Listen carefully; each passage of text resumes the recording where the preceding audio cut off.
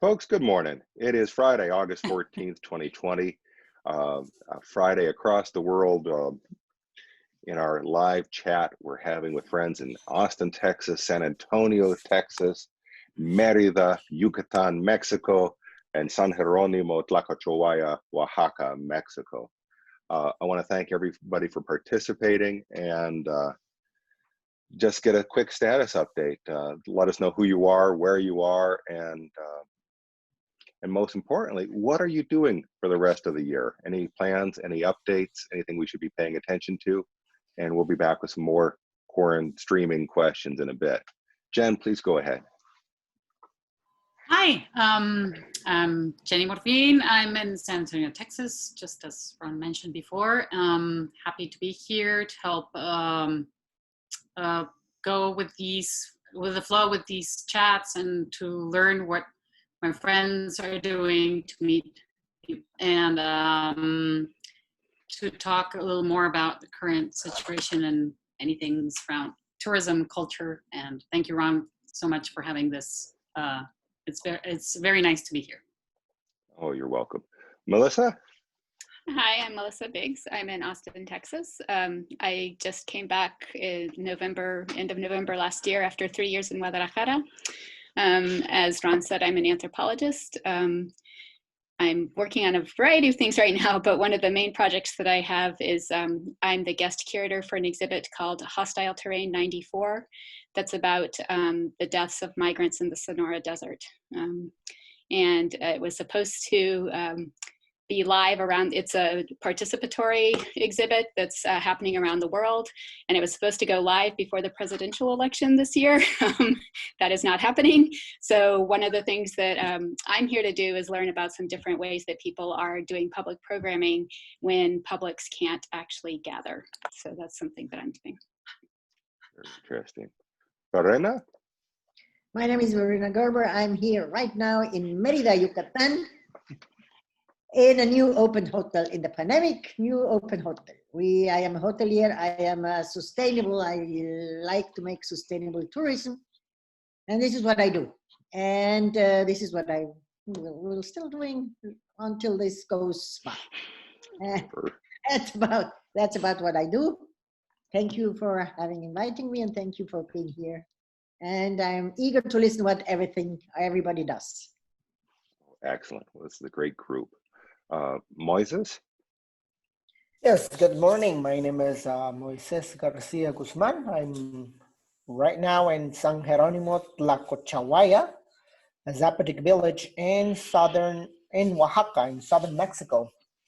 Thank you very much, Ron, for organizing this. Well, what I've been doing during these days of the pandemic, well, working on Talking Dictionary, which is a trilingual version, Zapotec, Spanish, English. We updated many entries that didn't have either audio or picture. Also, family-wise, I moved to my own house in the country. So now we are having a farm, an orchard. We are growing all kinds of vegetables and a chicken farm. So we hope that this pandemic will end soon, because now the goal is to organize tours the same way we've been doing in previous years, but now including cooking demonstrations of Zapotec recipes and at least 5 or 7 of the ingredients that we're going to use coming from our own garden. That would be something that we are trying. Hopefully the pandemic will end soon, but if not, then we'll start the tours with all safety precautions that we can provide. Beautiful. Thank you. Hey, I want to do a shout out for Moises and his Twitter page. If you can see that, Binzuni is the hashtag, and you see pictures of his chicken. What does Binzuni mean? People from Tlacochahuaya. Beautiful. Bun is people, and Zuni is the name of a town in Zapotec. Moises, we were talking a little bit before about usa tu voz. Can you explain to folks about that hashtag? Yes, Usa tu Voz is a hashtag that was created on Twitter uh, thanks to the support of Haverford University in Pennsylvania. Um, they sent students every summer, except for this year, of course. These students are linguists. They are studying languages, and they come and cooperate with us in revitalizing languages in these communities. So I am a high school teacher, so we pretty much have the students help our students to rediscover their language. We are going through a process of language loss in terms of native languages. So these students help us to know more about the technical part of the language, the name of the sounds, how it's produced in the mouth and stuff. So that helps our students to be more active in learning and also teaching the language. So every summer, they encourage students to write poetry, short stories, comics, describing recipes in Zapotec and creating accounts on Twitter and start posting tweets in Zapotec. This started in 2014. It's been the 6th year until 2019 because this year they didn't come. However, this hashtag has created a wave of new activists. So now we have many of our students, high school students, going back to their communities and checking, well, a lot of things that they didn't know about their language, numbers, colors, names of foods, seeds, recipes. So they are posting them on Twitter. That's what Usa tu Voz is all about. They are writing in their language, and we as instructors are doing so as well to be promoters and telling students what to do and how to do it. So from that hashtag, Ron Mather has been one of the most enthusiastic followers. Thank you very much, Ron. And we keep doing that every time we can. We find something interesting and then we post it in language. I do sometimes Zapotec, Spanish, English to explain, because now we know we have a broader audience that wants to know what is it that I am tweeting. So that's why my tweets are in Zapotec first, then Spanish, then English. That's what Usa tu Voz is all about. Beautiful, beautiful. As I say, that has been one of the inspiring items on Twitter and on the social web. Jen has me hosting today's chat, so I'm not exactly sure where the window is going or how that's controlled. But are we still seeing Moises right now, or? We're a gallery view, so we can see everyone. Okay. And what's being recorded right now? Is it the speaker? I think or the whole gallery view. It's the whole gallery, yeah. Mm-hmm. And Marlene just got here. Perfect. Well, look at this. We have, count them, 3 winners of the Colibri Ecotourism Award. And it's quite exciting.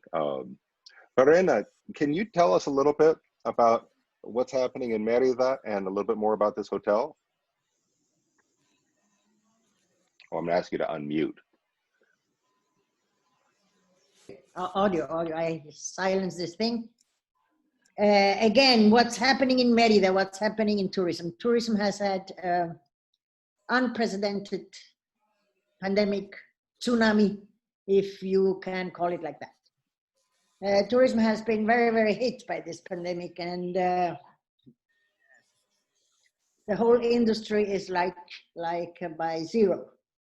You know, Mexico has a PIB like minus 18% of the Producto Interno Bruto. It's terrible. And I think in the in the whole industry, the most hidden one is tourism, followed by air transport, by the airlines. So first of all, tourism, then airlines, and then all of the other industries, let's say.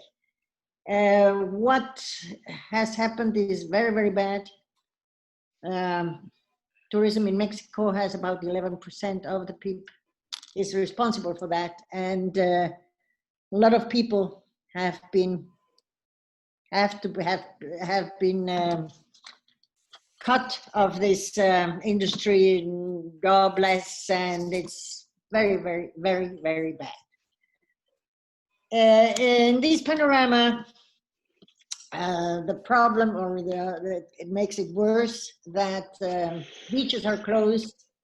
Mexico is a country that is sold with beaches, where sun and beaches, and archaeological sites, and all of this is closed. Beaches, sun, hopefully not, because you cannot close that. But beaches are closed, and archaeological sites are closed, museums are closed, and everything else also. So if you want to come and visit Mexico, you cannot drink, well, in Mérida, you cannot drink alcohol, you cannot go to the beautiful archaeological sites that we have, and you cannot go to the cenotes nor the beach. ¿Las iglesias están cerradas, Verena? I don't know. I don't know. I know that that they said 30% aforo to the churches, and this was I think 1 week ago. I don't know in Mérida. Mérida has another, like a very a governor that I don't know what he thinks, but he has been very, very strict in this opening or not opening of Yucatan. Yucatan has very, very bad numbers with the COVID, and it's lots of dead. And I don't know if this is because they have more tests of the COVID, or I don't know, but they have fairly, I think, about 100 deaths a day, and this is a lot. So he is very frightened, and he has said, so we make a toque de queda. How you say that in English? Toque de queda? Curfew. Curfew. This is the thing at 10 o'clock. So this is terrible, from 10 to 5 o'clock, 10 o'clock in the night to 5 o'clock in the morning. So the whole night is toque de queda, curfew, and then ley seca, you cannot drink alcohol. And all of this is not good for restaurants nor hotels. Well, this is it. It's not easy. So ¿Tienes huéspedes, Verena? ¿Tienes huéspedes? Right now we have two rooms. One can have 25% of the whole of the occupation, 25%. This is with us with this little hotel is 13 rooms. From these 13 rooms, we have two. And obviously you have to have the personnel. We have about 40 persons working with us, and how can you kind of pay that with two rooms? So it's not easy, it has not been easy. Water is getting up here. We are almost drowned. This is it. These are the news. And then yes, we're healthy. We are healthy. We're healthy. We are healthy. Dot.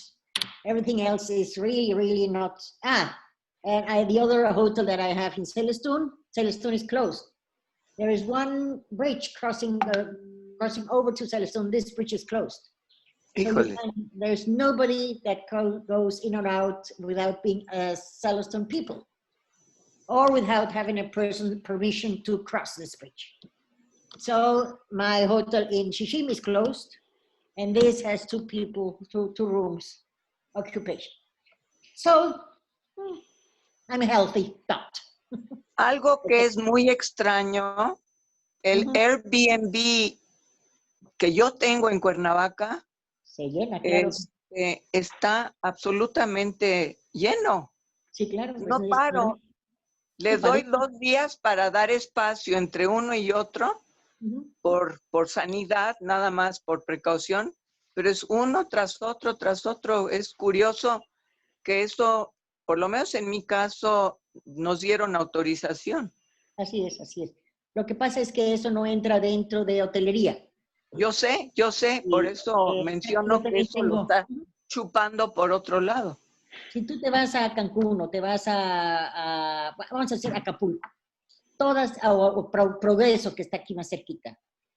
Progreso se llena Progreso porque los meridenses se van a Progreso. Todas las casas y todos los departamentos están llenos, los hoteles vacíos. Acapulco, todos los Airbnbs, todos los departamentos, todas las casas están llenos, los hoteles vacíos. Sí. Si es un mercado competencia. Pues no se llega a la competencia, lo que pasa es que no puedes abrir como hotel. Si tú abres como hotel o no cumples, pues te clausuran. Sí, sí. Y si eres Airbnb, pues no te clausuran. Entonces así va. Así está la situación legal, eso es legal. O sea, para nosotros hoteleros o toda la industria turística está muy, muy, muy, muy dañada, muy dañada. Posadas, por ejemplo, dijo, no voy a pagar los intereses que debo. Pues no puede. It's not possible. Y es una gran empresa y son grandes empresarios. But it's impossible. No hay dinero, punto. Y una de las cosas que lo que se corta, pues obviamente es el trabajador. Hay muchos, nosotros también tuvimos que dar de baja a muchas personas, porque ya no hay forma de mantenerlas. Nuestros trabajadores están trabajando con como el 30% de días solidarios y pues también ellos, ¿no? O sea, todo el mundo tenemos que apretarnos el cinturón. It's not easy and it's not going to be easy. And I hope, como dice aquí Moises, I hope it's going to open. But here in Yucatan, they say ley seca until the 17th of September. Después de las fiestas patrias. It's not nice. It's really, really not nice. And it's not only me, it's all over Mexico. All over Mexico. It's terrible. We are healthy. But. I was about to suggest that Marlene introduce herself, but she has now disappeared again. So. Oh. She'll come back. I think she has a unstable internet. Yes, unstable internet, probably. I think she's in Cuernavaca, no?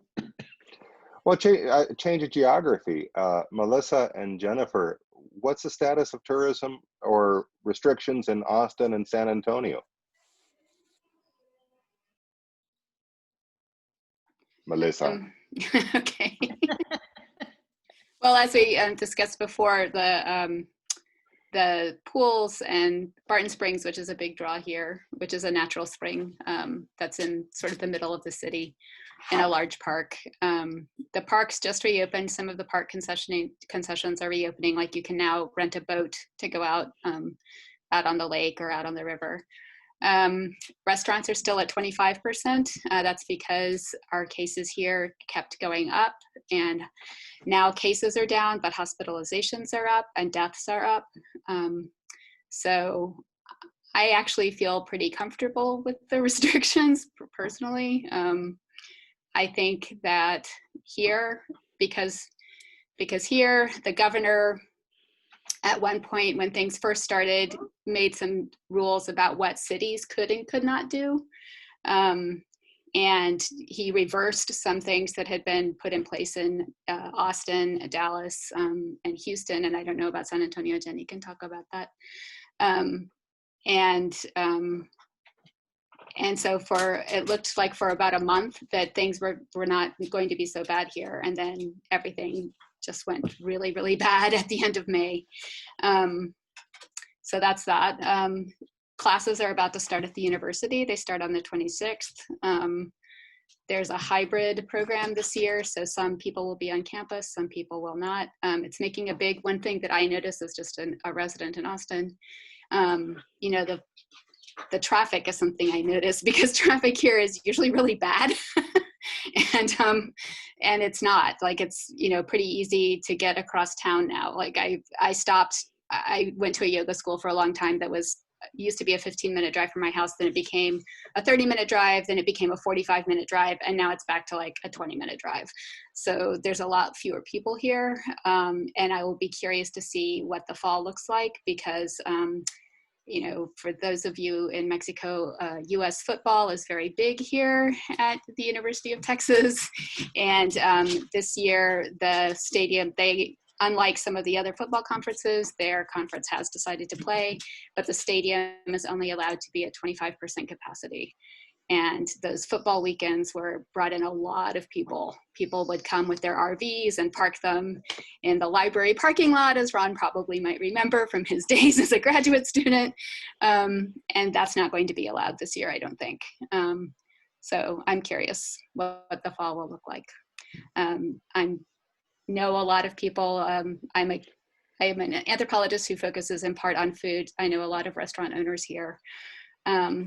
Some people have been able to pivot to the takeout and pick up as a way to stay in business, but definitely some places have closed. A very dear friend, Peruvian restaurant, she just was a James Beard Award finalist, closed.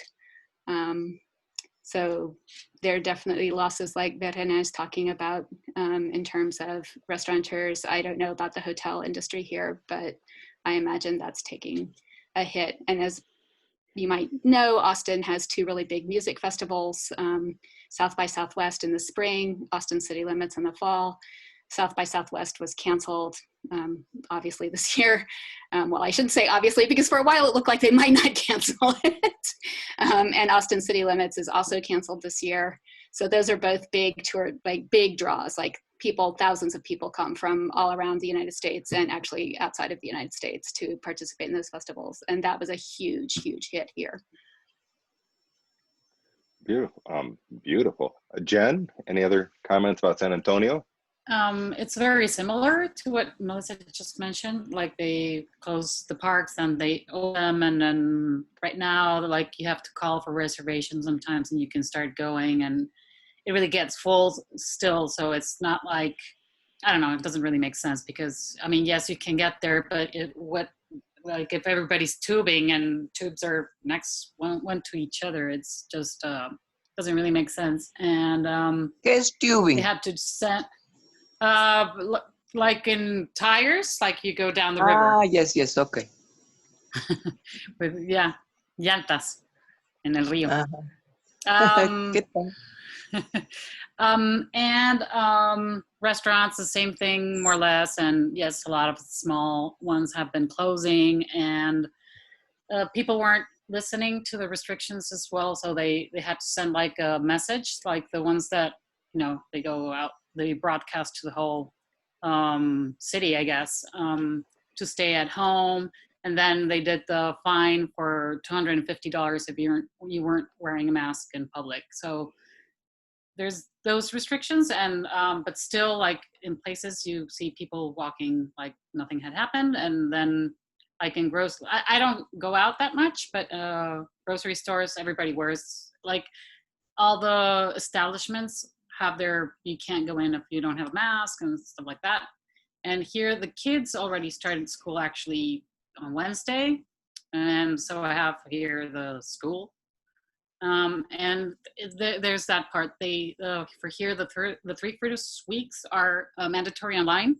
And then they made parents choose what it would be looking like if you, like when they could go back to school, or would they go back to school, or would they opt for distance learning? So I chose for online distance learning for the first quarter at least, because we don't really know if the time comes, so September 17th, maybe more or less, they might need to push it down. So I went ahead and just pushed it to the first trimester, and we're having fun.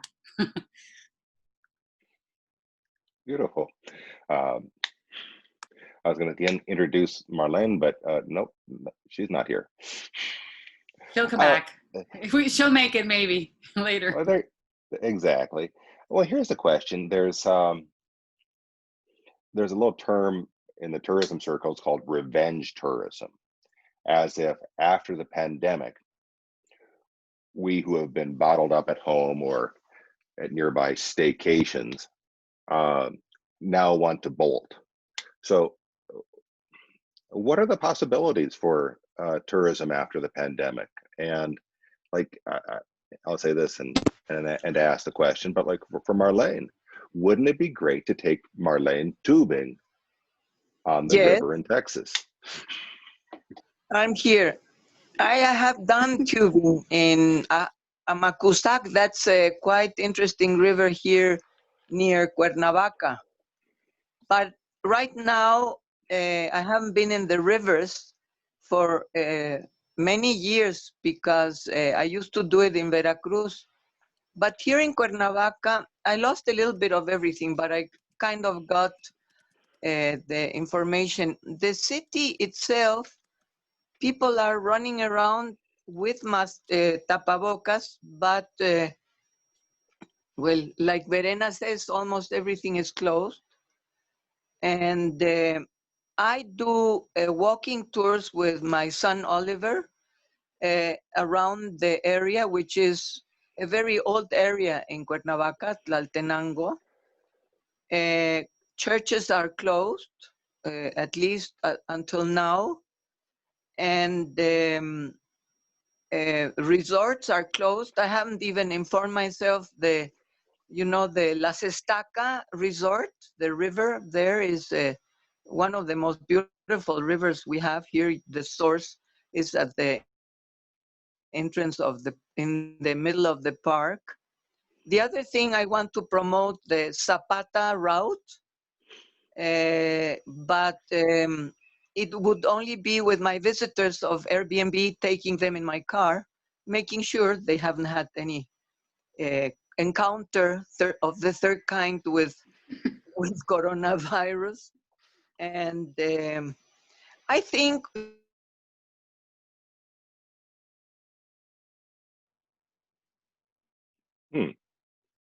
Did we lose her? Sí. Parece. All right. Are you seeing on the screen? This is the Visit Mexico website coming back in 1 week, August 20th, next Thursday. Here's a question for you. Honestly, what would you like to see on a tourism? Marlene, welcome back. What would you like to see on the Mexico tourism website, Marlene and Verena?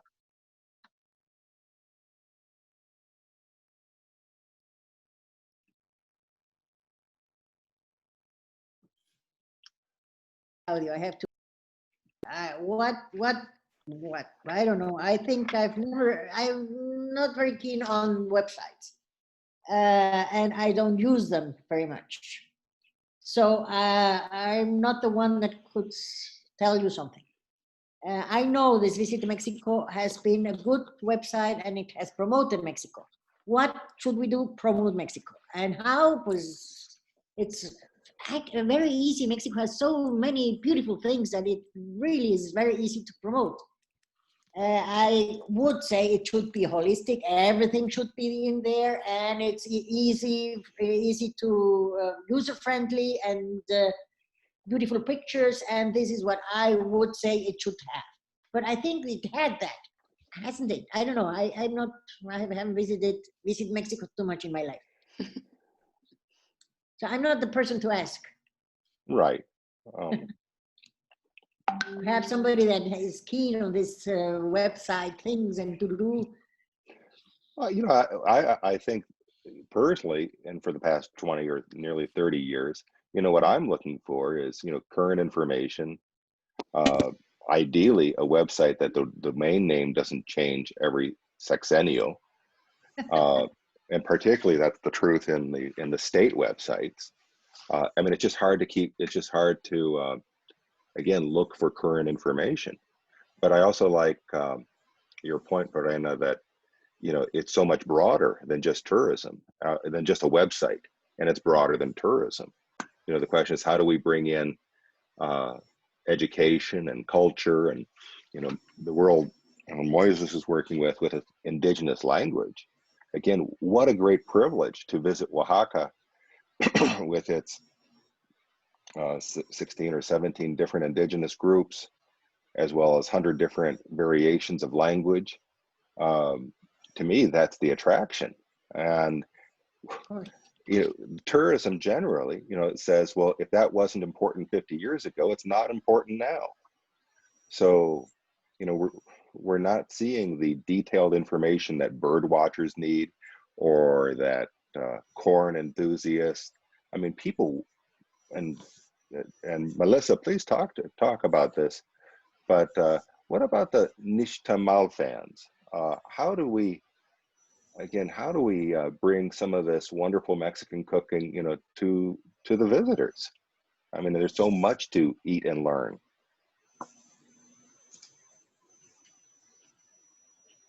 Were you wanting for me to have an answer? What do you see? Yeah. Well, I think one thing, I think it would be there, and I don't know if this could happen, through a tourism website, but I don't see why not. I think it would be, there's the initiative through the Fundación Tortilla that Rafael Mier has, that's making a map of all the different places in Mexico where you can get nixtamalized corn.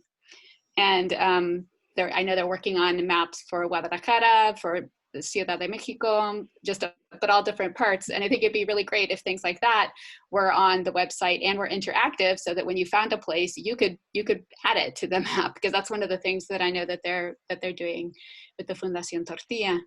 And I do think, at least I see, looking at the food, like food journalism, I guess, in the United States, I feel like the idea of like learning about heritage corn, or however you want to call it, landrace corn, heritage corn, that's a big draw for a certain sector of tourists who are coming to Mexico. Like that's something they want. They would like to be able to see corn maybe even being growing. So like with Moises, it'd be fantastic, like the thing that you are proposing with your farm, and having the classes and people being able to see the ingredients actually growing, and then using those ingredients in a class. I think there's definitely a sector of people who are very interested in that. One of the things, and I actually have to go, and my 2 minutes are probably up anyway, but one of the things that I was doing that was really interesting to me in Jalisco is, there really wasn't a way for a tourist who was interested, or even some of the people, because of course Chapala has a huge number of jubilados, both from Canada and from the United States. It was very difficult to find cooking classes to take. It's not like in Oaxaca where there are several kinds of things. There really wasn't an offering. And sometimes people would say to me, well, that's because Jalisco doesn't have any, it doesn't have any food. It doesn't have good food. I wanted to ask you, Melissa, have you heard of de la Ruta del Sabor? Sí, claro. Claro. Bueno, esa es una excellent opportunity. Maybe we should add it to some link or whatever. Because with Miguel Conde, I love that show. And I told Ron, I actually sent him a text, because Miguel Conde like friended me on Facebook, and I was so excited. It was like a rock star for me. I was very excited, because some of the people that he's been in his most recent episodes, he's been with people who are my friends. And yes. And I was just, I said to Ron, I was like, wow, I'm so totally geeking out like a 16-year-old girl who just got, fan mail from whatever K-pop group. I don't know. Wonderful programs, excellent. Yeah, it's program. a great program. And so maybe it would be cool to like have some way to incorporate some of that stuff, for people who aren't Spanish speakers. I think right. One of the things that I ended up doing was, for example, a journalist came down who was writing some stories for Food and Wine, and somebody who knew her and knew me said, oh, you should talk to Melissa. And so I was able to take her to a few places that she would not have known about, because she wasn't a Spanish speaker. And so I was able to introduce her to like Maru Toledo, who's one of the people who's been working to do culinary work in Jalisco for hace años. And has a rancho where she serves almuerzos. Right now it's every Sunday, of food that's traditional to Jalisco. And then also some friends of mine who are young, a young couple in their 20s, who have, they bring corn from the farm of his family. He's Masawa from outside of Atlacomulco. And they have a restaurant called Chocol in Guadalajara, where that's all based on quelites, maize from the milpa and things like that. And so I was able to show her both of those things that are aspects, I think, of food in Jalisco that people don't think about that much. They, tortas ahogadas, yeah, no. But, so I think, but you shouldn't have to know someone like me or whatever to be able to, see those places. But fortunately, thing one is- second, Marlene. But Yes. fortunately, we are lucky to know you. You took me to Chocol. You also took me to the place with wonderful mezcal. And before you leave, I know it's quickly, tell us about Mazonte. So Mesonte is a nonprofit project owned by a man named Pedro Gurria and his wife, Monica Leiva. And they also have, if you've been to Guadalajara, maybe you've heard of the Mezcaleria Parre de Sufrir. And so that's their commercial part, where that's like a regular bar. But Mesonte is like a tasting bar. And so when I was really excited to take Ron and my husband there, because they have raicillas and otros tipos de mezcales de toda parte más del occidente de México. But also Mesonte, ¿cómo se escribe? Mesonte. Mesonte, de mesón, sí, sí. Ajá, sí, pero con Z, Sí, como de mezcal. ajá, sí, sí. And you can go, and it's not you don't go and order tragos. It's like a tasting. And the staff, sometimes Pedro's there, often it's a woman named Suli, and they can show you photos and a presentation about the particular place where that mezcal came from. They can explain to you all the different methods of distillation that are used, the different types of agave. And the thing that I've taken a lot, all the people that I could get to go with me to go to Mesonte. And it's great because I think they're so welcoming to everyone, and whether they know nothing or know a lot. And one of the things that they started doing just right before about 6 months before I left, was every Wednesday they actually have a tasting. And so you go, and it's like 200 pesos, and it's usually 3 or 4 mezcales, and there's a theme. Sometimes it's all from one agave, but different producers. Sometimes it's one producer, all the different distillations that they make. And they've actually, con la pandemia, lo que están haciendo es transmitiendo eso como en vivo. Y si vives en Guadalajara, they will deliver to your door the mezcalitos for that night.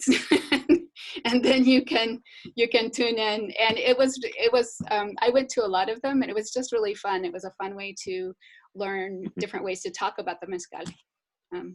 Entonces ya me animé mucho. Excelente. But so one of the things I'm trying to do, actually, and the pandemic kind of messed this up, is there's a new, so nixtamalized corn has become very hot here in Austin. It's a very hip thing to know about. And there's a little restaurant called Nixta that's here. And I would love to be able to some way arrange for Oscar and Cristo, who are the chefs at Chocol, to come here. And maybe bring Pedro and some of his mezcales. And Monica, his wife, she makes ponches, like tradicionales, como de, she has a marca of ponches. And so to have her bring some of her ponches, and she's also a poet, and just like make a night of Jalisco culture. Because I think, especially, I don't know, I think sometimes when we think that people don't really think about Jalisco as a place of having culture, like that there are things from Jalisco, no? Please invite me whenever that's possible. Sí, claro. You have to have dreams. Yeah. Yeah, well, I think to San Antonio, to Austin. If you organize that, I'll go. Excellent. Well, tienes casa. Ay, muy bien. Tú dime rana y yo salto. Okay, bueno, mucho gusto. I have to go, but thank you, Ron, for organizing. It's a real pleasure to meet everybody. And I hope that Muy I get to learn. enriquecedor. Very Sí. nice. I hope, Thank you, Melissa. Moises, I get to learn some more about your projects. I've started following you now that I know to on Twitter. And Jenny, I'm sure I will talk to you. Yes, for sure. Que estén muy Thank you, bien. Melissa. Gracias, Bye. Melissa. Igualmente. Que estén bien.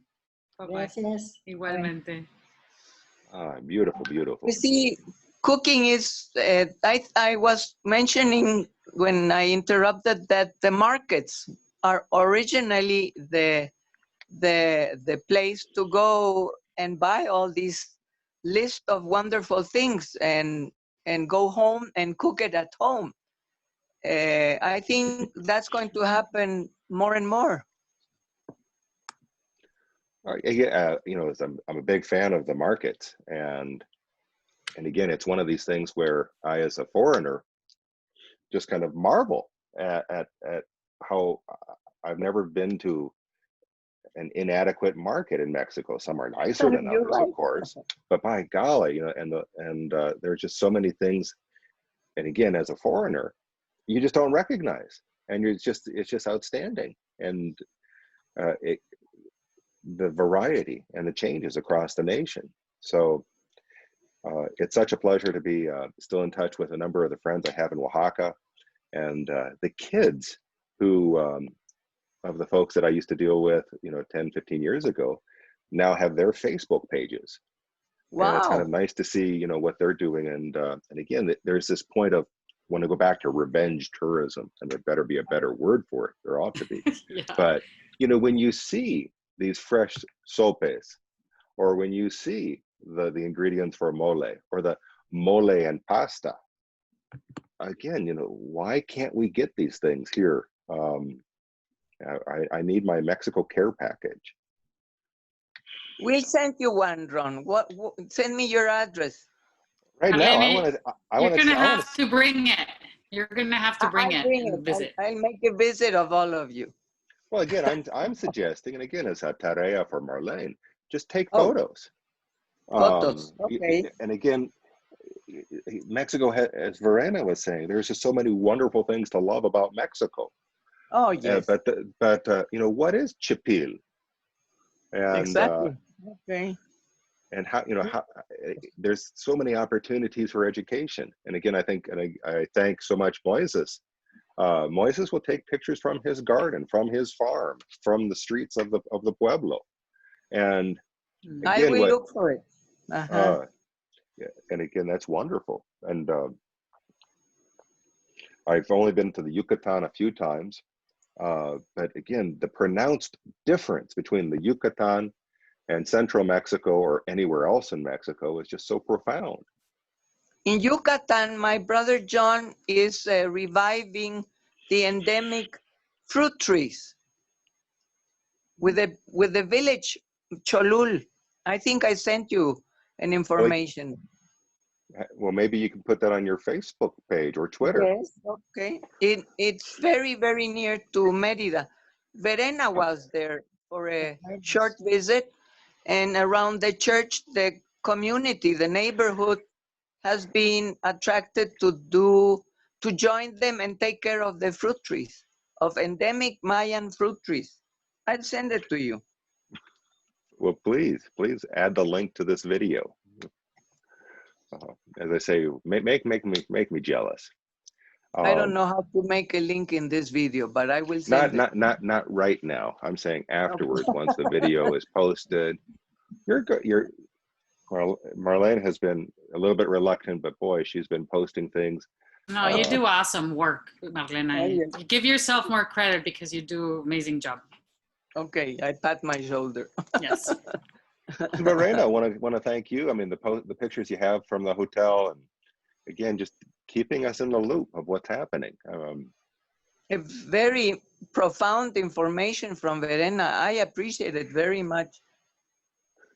Well, it's the problem is everything is beautiful, but if there is no people that can see that or taste it, or because it's forbidden, it's Complicated.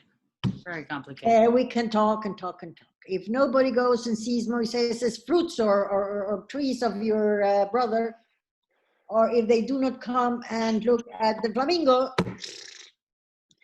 it's wishful thinking. It is really, really, really frustrating right now. Muy Very, angustiante. I have good friends in Switzerland because I have that. And these good friends, normally they travel a lot because they have a lot of vacaciones, a lot of vacations. Vacation time.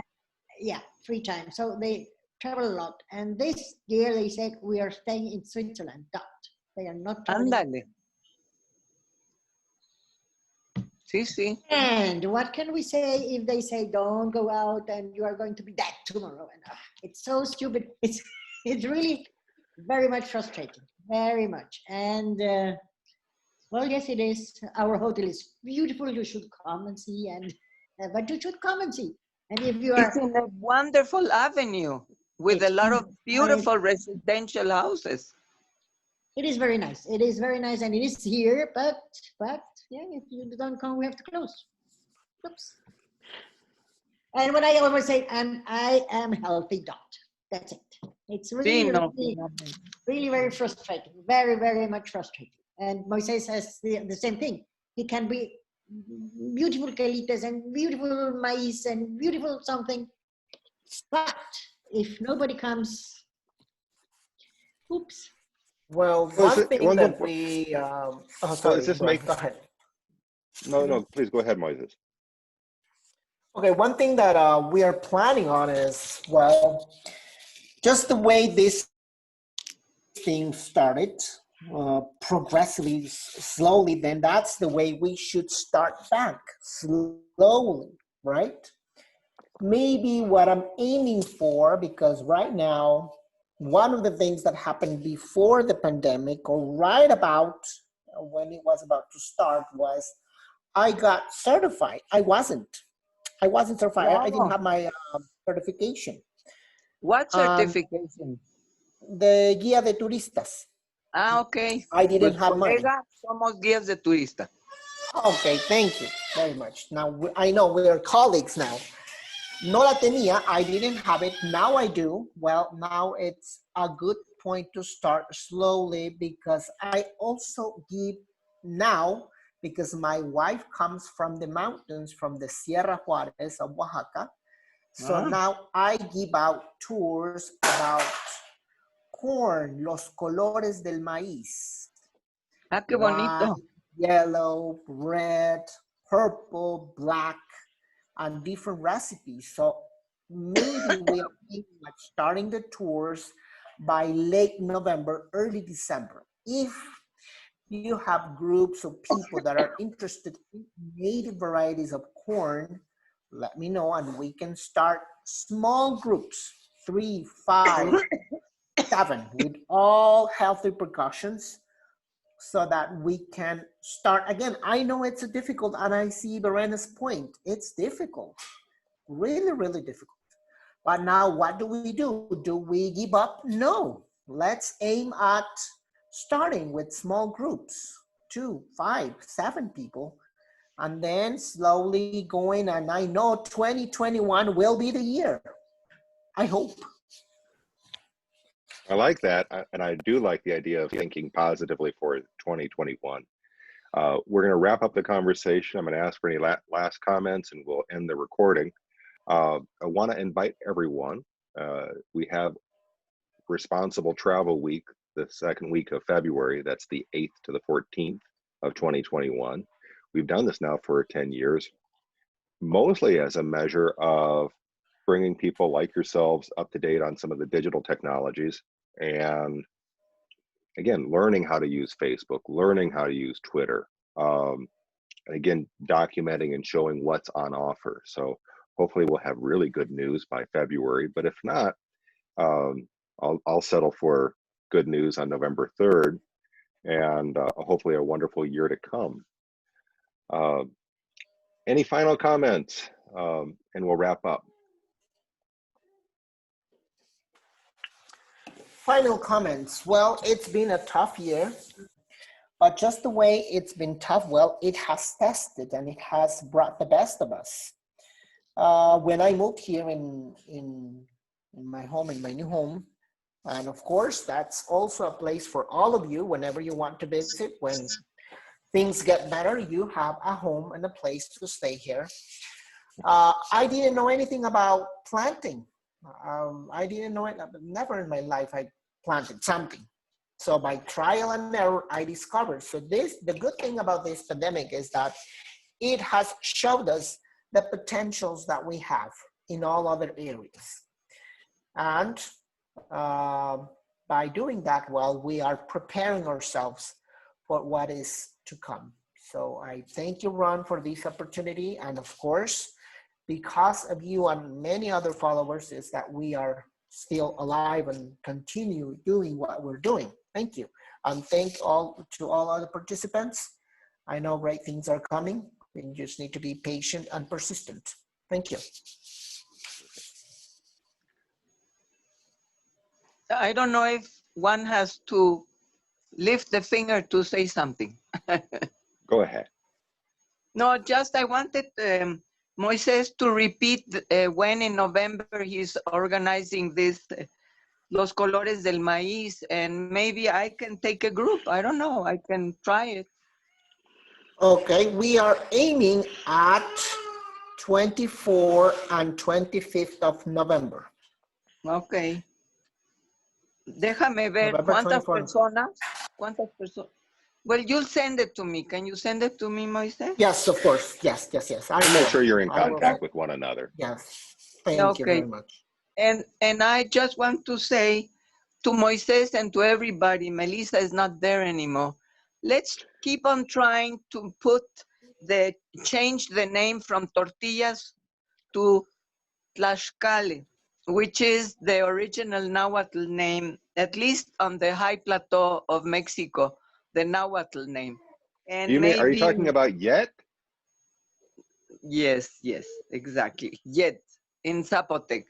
So I think that's a good idea if we keep on repeating the name, the true name, or the more generic name in the local place, para deshacernos del horrible nombre de tortilla, que ya, yo siempre digo, son tortillas españolas. Cambiar el nombre a Tlaxcale, a Yet, a lo que ustedes tengan como nombre local. Bueno, pero eso no es tan trascendental. En general, pequeños grupos, we're back to nature, back to small groups, back to what we've been doing from the beginning, responsible tourism, taking care, reviving the cultures, capacidad de carga, cuidado al ambiente, en fin. Today, right now is la época de los hongos, and that would be a nice. I have a friend that's making a tour in September to Hidalgo for mushrooms. I may post it so that you get Please. envious. Okay. Revenge tourism has a big appetite. Thank you Verena? anyhow. No, stay healthy and con ánimos, and let's go. We have to go forward. Todo para adelante. And Excellent. Yes, thank you. I would just like to say thank you again, Ron, and even though I'm not doing anything specifically in tourism, what I've been consulting and putting all my input into facilitating online meetings now, like I usually do it on face-to-face as well. And we've all been learning how to do different things. Now as I said before, we all are using Zoom a lot more, and I didn't used to do a lot of these things before. So it's all about adapting and changing, and I'm very happy to hear all these different places. And maybe even though I can't travel, at least to learn about the different things and options is something nice. And perhaps I can as well send some people that might be in the different regions closely, even though, because right now it's more locally. So I think these efforts really help, like to at least connect more people, and for sure to make these small steps towards small things that might be able to come back with better things in the near future. So thank you again for this. Okay, Okay. perfect. Well, folks, thank you very much. Stay online, but we're going to finish the recording right now. And again, for the viewers, comments are welcome. Where on this video, whether it's on YouTube or Facebook or the planeta.com website. And we'll be back and we'll see, hopefully we'll be back to see one another and some other friends in September. So cheers, everybody.